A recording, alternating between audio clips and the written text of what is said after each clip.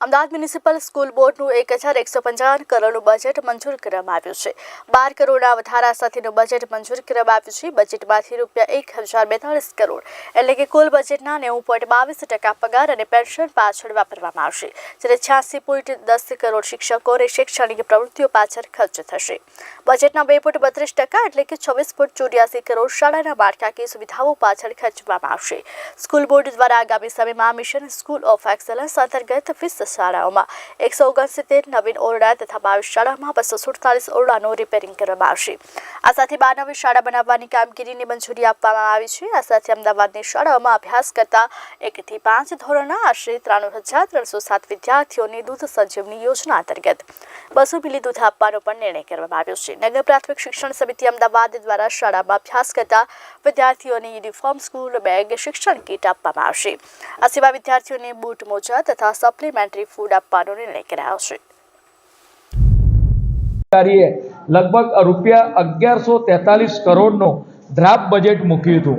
તેની અંદર અમારા જે સભ્યો છે, પદાધિકારીઓ છે, એમના સૂચનો પણ આવ્યા હતા અને એ આપણે વાત કરીએ કે તે સ્કૂલ બોર્ડના સભ્યોના દરખાસ્તથી ટેકાથી 12 કરોડનો બીજો એની અંદર ઉમેરો કરવામાં આવ્યો છે।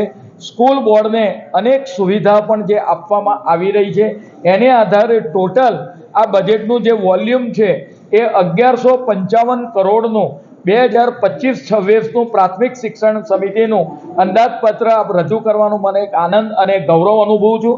તદુપરાંત જે અંદર સુધારા કરવામાં આવ્યા છે 12 કરોડના, એ માનનીય સ્કૂલ બોર્ડના ચેરમેન આદરણીય સુજયભાઈ મહેતા એ અંગેની માહિતી આપશે। બજેટ સત્તાધારી પક્ષનું જે 12 કરોડના વધારા સાથે 1155 કરોડનું બજેટ સર્વાનુમતે મંજૂર કરવામાં આવ્યું છે। અહીંયા આગળ મને જણાવતા આનંદ થાય છે કે આપણા દેશના યશસ્વી પ્રધાનમંત્રી નરેન્દ્ર મોદી સાહેબ જે એનઈપી 2020 અંતર્ગત જે કઈ આયામો છે અને વિકસિત ભારત 2047ના જે કઈ લક્ષ્ય છે તેને સિદ્ધ કરવાનો એક પ્રયાસ આ સ્કૂલ બોર્ડ દ્વારા કરવામાં આવનાર છે। તેની સાથે દેશના યશસ્વી ગૃહમંત્રી આદરણીય અમિતભાઈ શાહ સાહેબ, ભૂપેન્દ્રભાઈ પટેલ સાહેબ, મુખ્યમંત્રી શ્રી અને મેયર સાહેબ અને તેમની આખી ટીમ તેમના સાથ સહકારથી જે કઈ આયોજનો આગામી સમયમાં મૂકવામાં આવનાર છે